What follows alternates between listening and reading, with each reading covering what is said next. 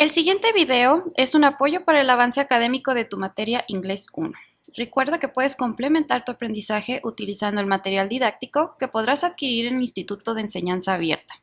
Para cualquier duda, acércate con tu asesor de la materia. Unidad 2. La siguiente unidad está compuesta por 4 objetivos que veremos a continuación. Objetivo 8. Artículos indeterminantes a-an. El artículo indeterminado o indefinido sirve para indicar un individuo o elemento en singular. En inglés, los artículos indeterminantes son a-an, que significan un, uno, una. Si el artículo va antes de un sustantivo que empieza con consonante o con una vocal que se puede pronunciar como consonante, utilizamos el artículo a. Por ejemplo, a car, un carro. Cuando el sustantivo que acompaña al artículo empieza por vocal o una consonante con sonido de vocal, se emplea el artículo en. Por ejemplo, an apple. Generalmente utilizamos el artículo a con sustantivos que comienzan con consonante y en con sustantivos que comienzan con vocal, pero existen 2 excepciones. Tal es el caso de la H, que puede ser muda, o sea, no pronunciarse, o puede tener el sonido de J. Y el caso también de la U, que generalmente se pronuncia como vocal, pero en algunas ocasiones tiene la pronunciación como you. Se te sugiere conocer algunas ocupaciones y lugares de trabajo comunes.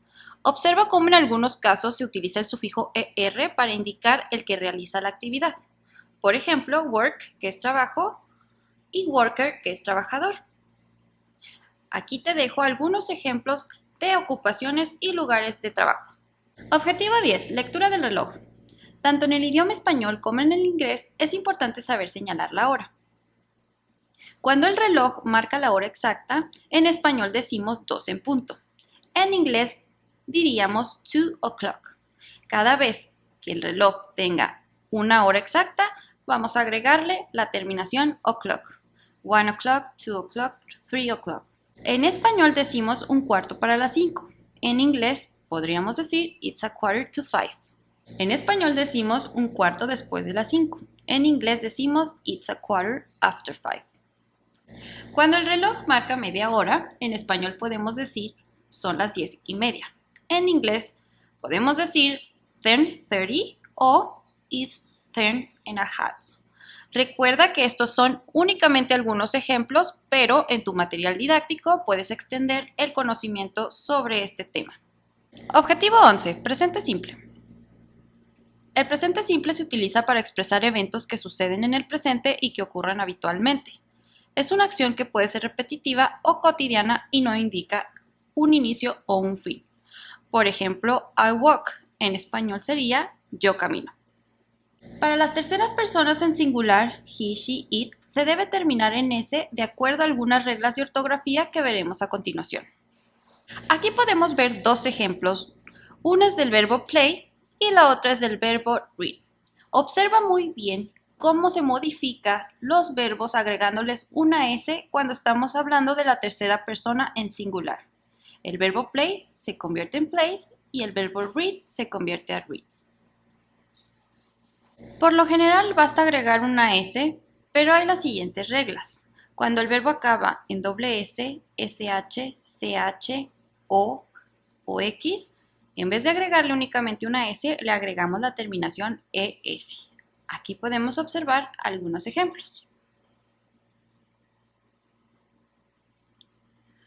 Cuando el verbo termina en Y y es precedida por una consonante, tenemos que modificar la Y por una I latina y después añadir la terminación ES.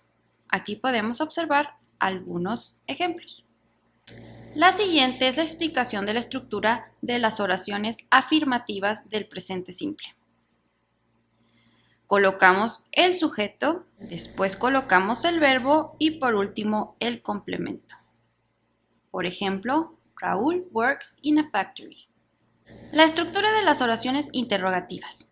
Para formar tanto las oraciones interrogativas y negativas en tiempo presente en inglés, requerimos los verbos auxiliares do y does. Como tal vez ya adivinaste, does será exclusivamente para la tercera persona en singular, he, she, it. La estructura es la siguiente. Colocamos el auxiliar do o does dependiendo de la persona o el sujeto. Después colocamos el sujeto. Después colocamos el verbo.